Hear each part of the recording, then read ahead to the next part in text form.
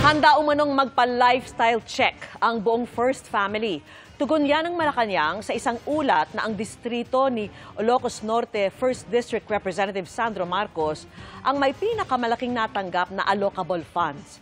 Sinugot din ng Malacanang ang sinita ng Commission on Audit na may 14 na milyong pisong hindi pa nakokolektang gastos para sa foreign trips ng ilang ahensya. Nakatutok si Mariz Umali. Sa gitna ng mga alegasyong maging sila ay sangkot sa korupsyon, handa raw kumasa sa lifestyle check sina Presidential Son at House Majority Floor Leader Sandro Marcos at ang buong First Family. Nandiyan na po yan. Wala mong pinagbabawal sa lifestyle check. Kahit sino po. So, open po na? Open po, even before. Sagot ito ng palasyo sa lumabas na ulat ng Philippine Center for Investigative Journalism o PCIJ na napunta sa distrito ni Ilocos Norte Representative Sandro Marcos ang pinakamalaking parte ng tinatawag na allocable funds. Ang allocable funds ay pondong ibinibigay ng DPWH sa mga congressional districts at sa ulat, tinawag itong bagong anyo ng pork barrel. Batay sa PCIJ report, aabot sa humigit kumulang 15.8 billion pesos daw ang natanggap ng distrito ng Majority Leader mula 2023 hanggang 2025, habang ang ibang kongresista nasa 1 hanggang 10 billion pesos lamang ang nakuha.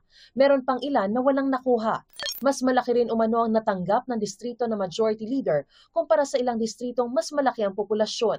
Ayon kay Palace Press Officer Undersecretary Claire Castro, nabasa na raw ni Pangulong Bongbong Marcos ang lumabas na ulat. Alam naman po ng Pangulo na alam ni Congressman Sandro Marcos ang kanyang ginagawa at alam niya po kung paano ito sasagutin.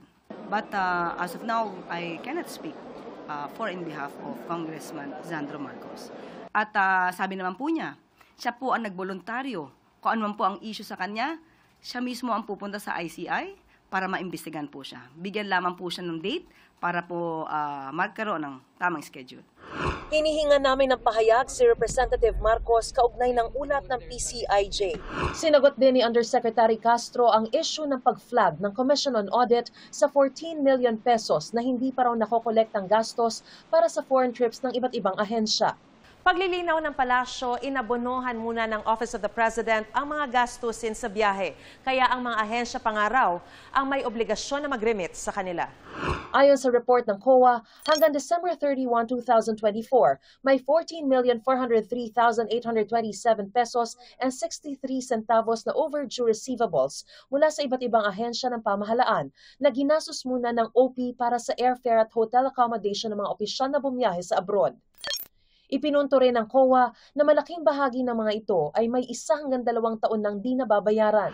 Nang tanungin kung bakit naantala ang bayad ng mga ahensya, sinabi ni Castro na may mga prosesong administratibo at auditing na kailangan sundin. Collection letters were already issued in April and May 2025.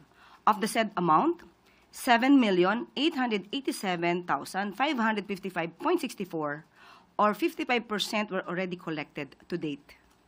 The OP consistently monitors the outstanding bills through monthly aging report and sending of collection demand letters. Para sa GMA Integrated News, Mariz Umali, nakatutok, 24 oras.